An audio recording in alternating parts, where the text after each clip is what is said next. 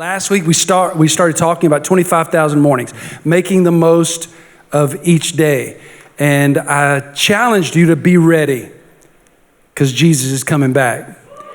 You know, I believe part of that anticipation, Kyle, that you were talking about that we had when we came to church way back when was because we had this preached down our throats. Jesus is coming back. Jesus is coming back, which is not a bad thing to be preaching. But we believe this. We believe Jesus was coming back, so we didn't want to miss an opportunity. Jesus came back and we weren't in church. We didn't want to miss the boat. I just believe we need to be reminded Jesus is coming back. So I took you through Revelation 13 and showed you a lot of things that are taking place today, everything from globalism to socialism to one world order, everything that's happening that is pointing to the fact that Jesus is coming back. This is not to scare you. It's just to tell you, get ready. Make yourself ready. Be ready. You live ready, then life becomes fun, exciting. So today, I want to take it down a notch. Don't go to the next slide yet. Don't go to the next slide yet. Don't go to the next slide yet. Don't think. All right.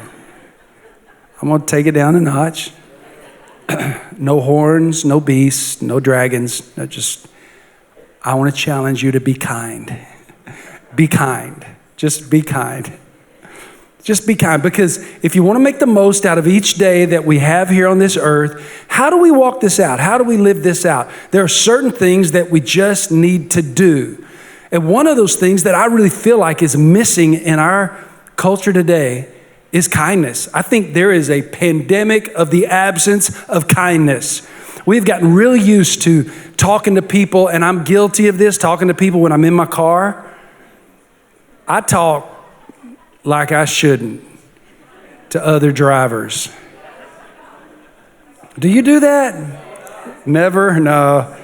I do. Starla tells me every now and then, Kendall, that might be somebody that goes to church here. But I'm not doing it to their face. I'm just talking. I'm kind of talking out loud to myself. You know, like hurry up.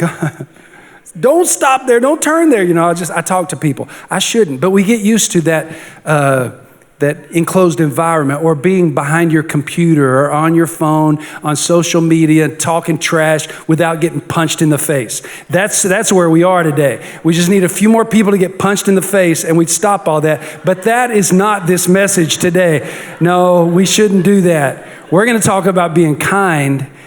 And here's what the scripture tells us in 1 Corinthians 13:4. It says, love is patient and love is kind. That's what love is. Love is simply kindness. So what does being kind look like? I mean, when people think of you, do they think, wow, that's a kind person? I mean, just look real quickly at the person to your left or right. Does the first thing come to your mind? Kindness. Some of you, that's a stretch, right? It's a stretch. No. Well, hopefully by the time we leave here today, we will have accepted the challenge of kindness, to be kind. I read the story of a young man. I don't know much about him other than I just read the story online. Aaron Collins, unfortunately passed away just a few weeks after his 30th birthday. One of his dying wishes was to be able to give a waiter or a waitress a $500 tip.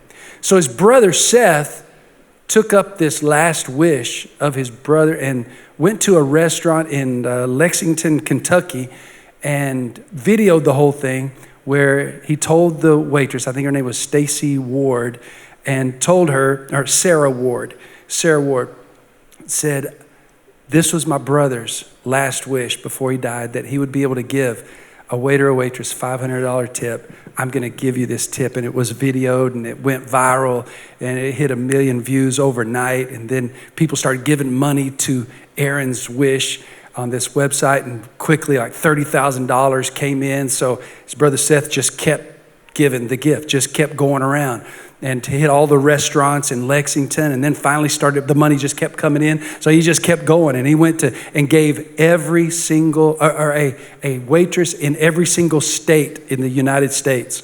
Hit every single state, has given thousands of dollars away to waitresses, just saying, this is in honor of my brother.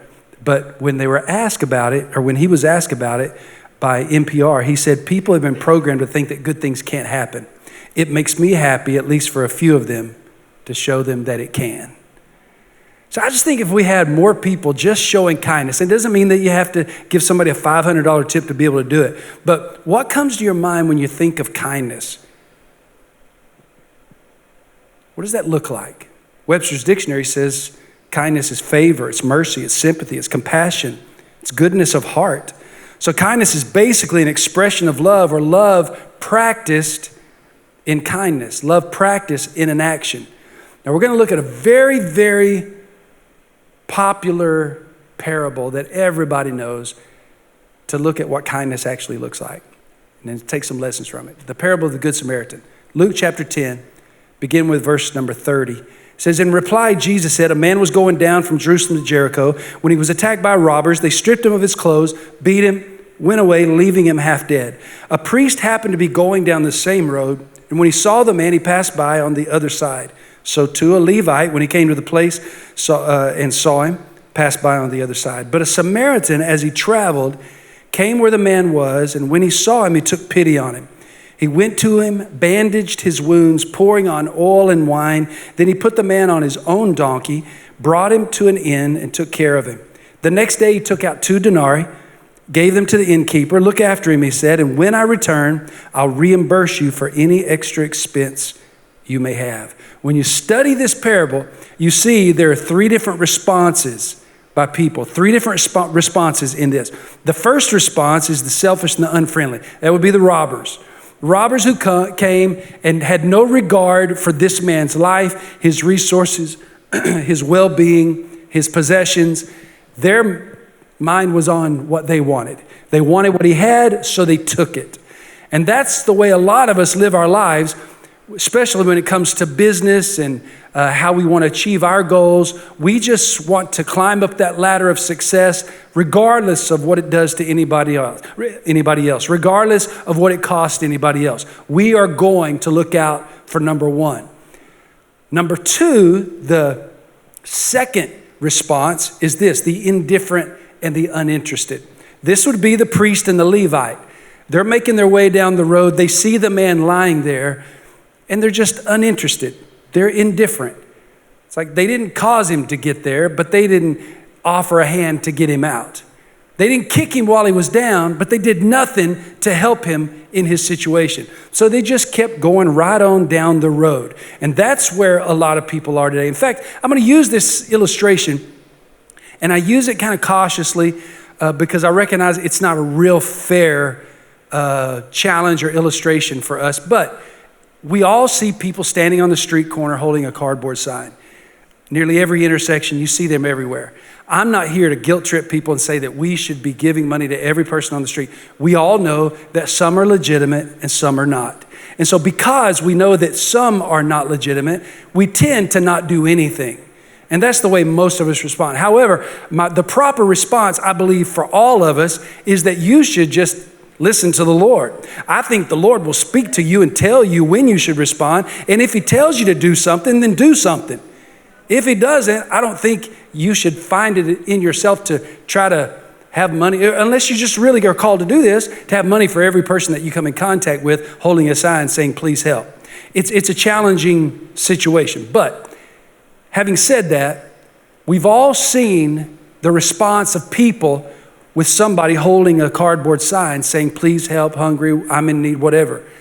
95% of the people don't even respond. I mean, they ignore the whole situation. Pretend that it didn't even happen. We just keep moving right on. And that's probably a lot of us most of the time.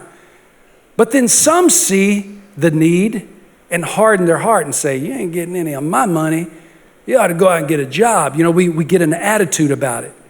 But then there's others that see the need and start checking our pockets and would love to do something, but we don't have any change and we don't have any bills small enough to let go of, so we don't do anything. Let's be honest, we've all been there. And then there's others that feel compelled, feel led, stop and actually do something about it. Many reasons for helping people, many reasons for not. But the fact is, this is one of the responses. The priest and the Levite came along, indifferent, uninterested, didn't do anything. The third kind of response is the kind and the compassionate. That would be the Samaritan. The kind and the compassionate response. So what does this actually look like? What does the kindness of the Good Samaritan look like, and can we learn something from it? Well, skipping on past the scriptures there, if you'll go to the next line, kindness doesn't seek recognition. It doesn't seek recognition. Many times we do things because we want to be recognized. Many times we won't do it unless we get recognized. That's not kindness. I don't know what that is, and there's probably a right and wrong way for all of that, but kindness doesn't seek recognition. The Samaritan, what's the Samaritan's name? We don't know. Jesus didn't tell us his name. He chose to leave the Good Samaritan anonymous because kindness does not seek recognition. I was having lunch with one of our men here in the church. I'm going to leave him nameless, but he said, I'll have lunch. I usually pay for lunch, but he said, I won't have lunch with you unless you let me pay. So I said, okay. So I was having lunch with him. We finished lunch, and he paid the bill. The waiter went away, and in a few minutes, he came back, and he had this look. And I knew that look. He had a look of, he was in shock.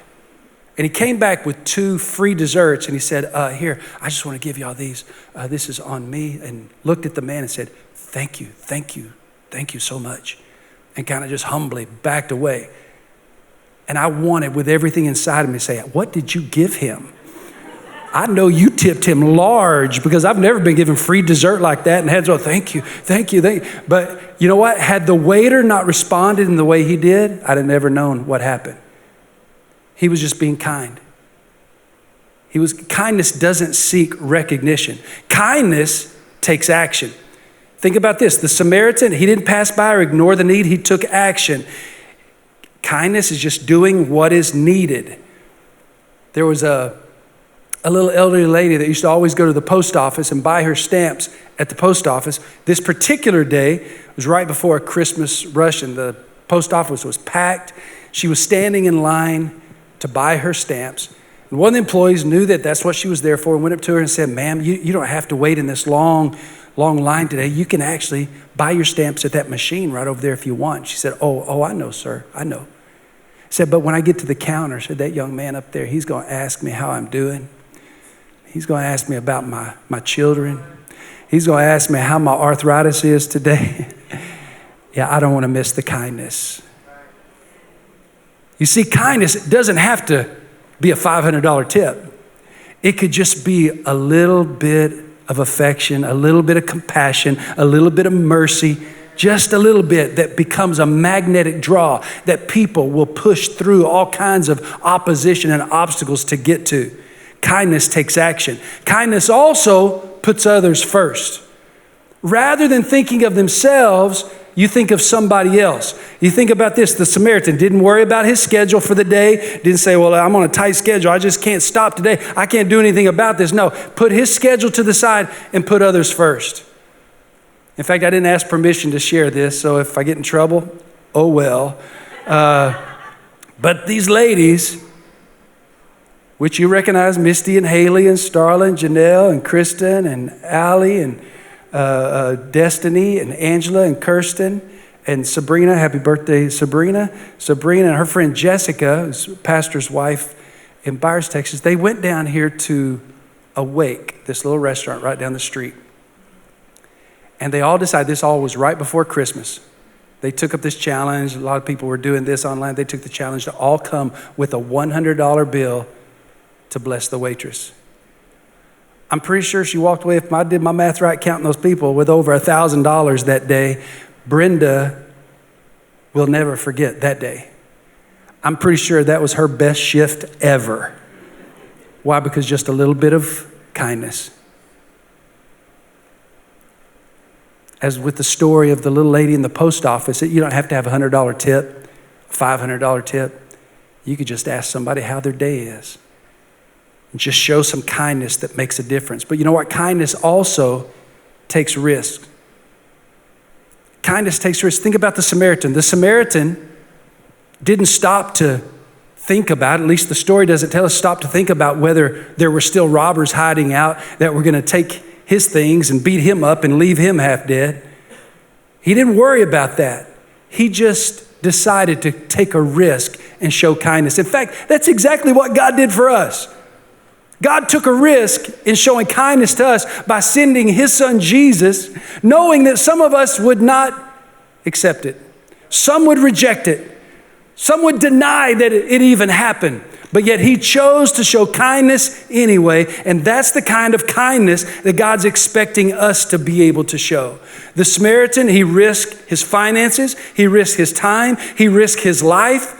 He poured in the oil and he poured in the wine to prevent infection, to bring soothing and comfort, paid for the man's care in the inn, gave the money to the innkeeper, said, if there's more charges, I'll take care of it when I come back. But did you know that sometimes kindness can make you extremely vulnerable? He had no idea, no guarantee that this man was going to appreciate what he did, that this man would say thank you for what he did. In fact, his intentions may have been misunderstood.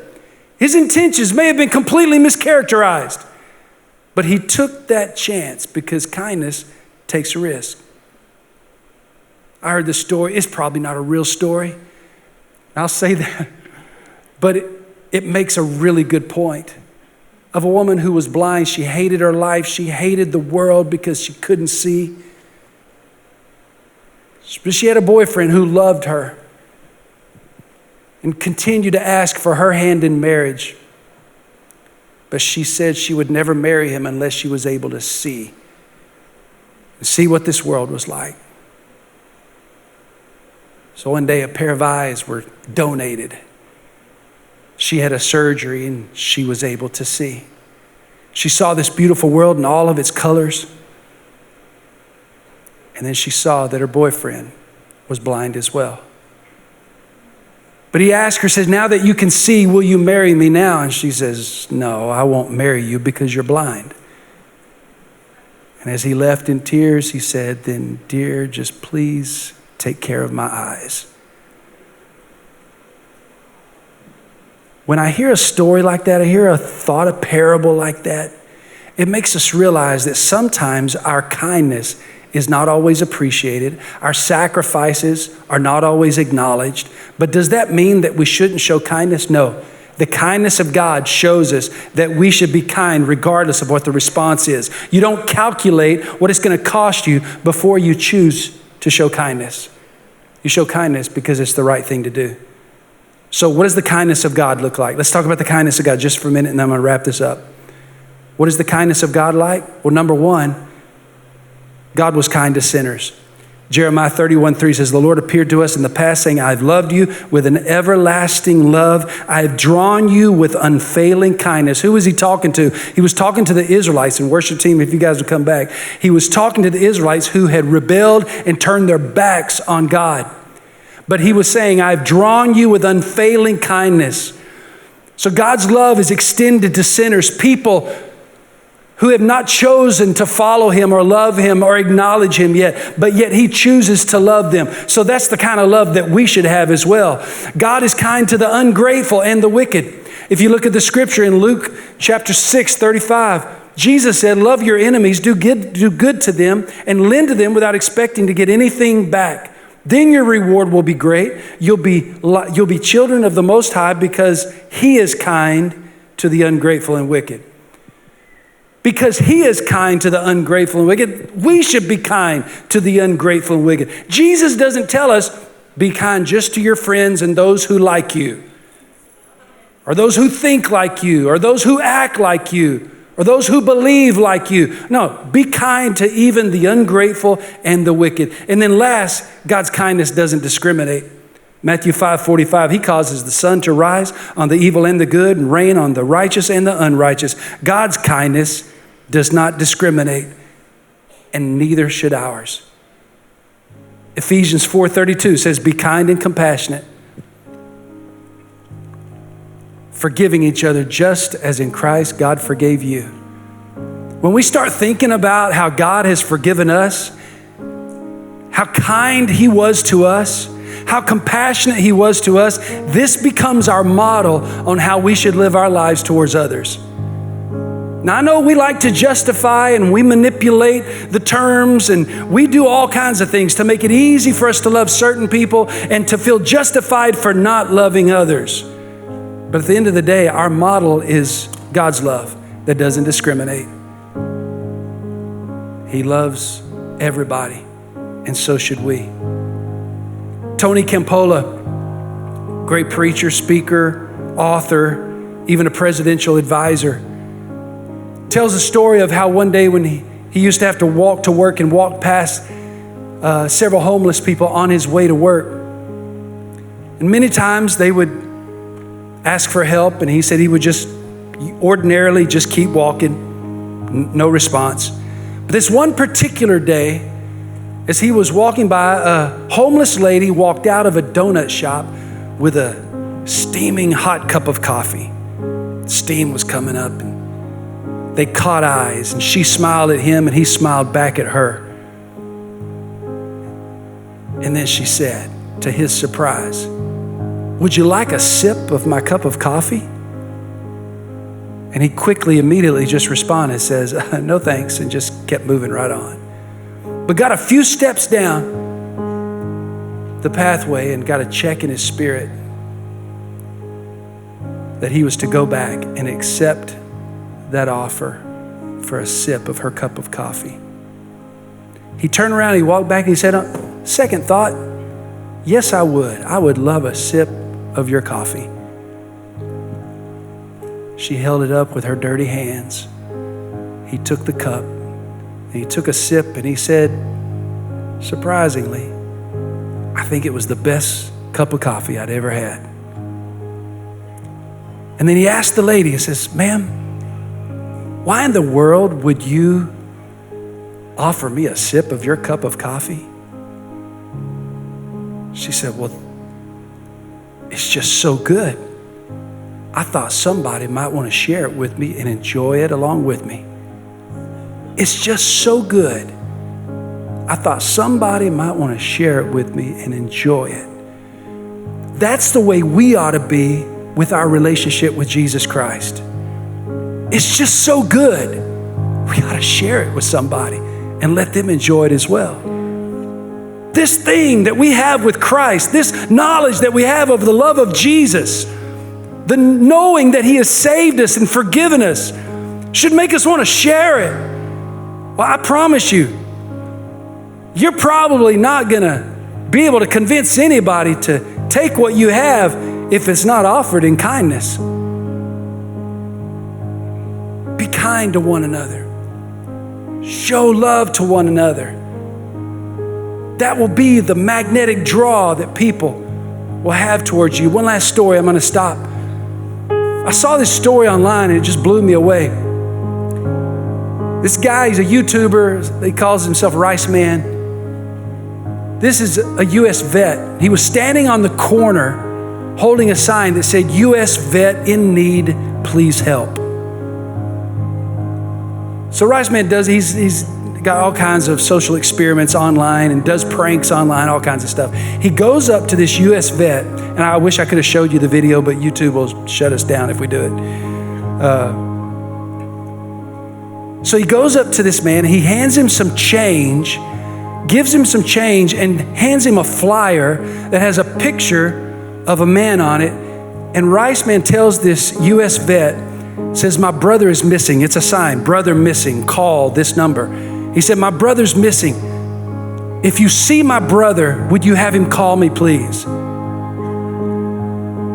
And then he gives him some change and he walks away. The vet does something amazing. The vet puts down his cardboard sign and holds up the flyer of the missing brother. And he just stands there holding the sign up. Blown away, Rice Man comes back up to him and says, "What are you doing? Why did you put down your sign and hold my brother's sign up?" He says, "Me?" He said, "I'm going to survive. I'm going to make it another day. Your brother might not. We got to find him." He said, "Why would you do that? Why would you give up asking for money for your next meal to look for my brother?" And you know what he said? What he said blew me away. He said, What kind of person would I be if I didn't help someone else? What kind of person would I be if I wouldn't help somebody else? And that's what I want to leave you with today. What kind of person would you be if you want to help somebody else? What kind of people are we? If God can't count on us to show kindness to others, where is kindness going to come from? What kind of people would we be if we wouldn't accept the challenge to show the God kindness to those we come in contact with? Not calculate the response first, just do it because it's right. Find somebody that needs some love. Find somebody that needs some favor. Find somebody that needs some compassion. Find somebody that needs some friendship. Find somebody and just show some kindness. And I believe God will show up in the midst of that. He will do his supernatural work, but he's counting on us to do our part.